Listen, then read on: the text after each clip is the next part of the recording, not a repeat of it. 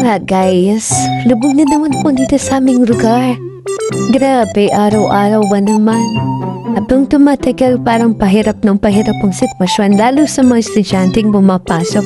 Pumapasok sila, hinahatid lang sila ng bangka dun para makapunta dun sa mataas na kalsada. Sa karaniwan, pag uwian na nila, malaki pa rin yung tubig, kaya sinusundo pa rin sila ng bangka. Normal yung araw-araw na ganitong high tide. Lalo ganito kalaki yung tubig.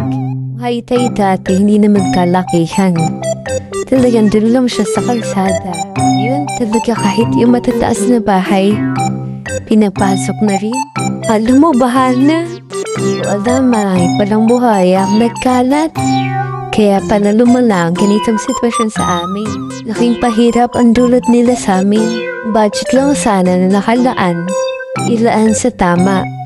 Napag-interesan pa.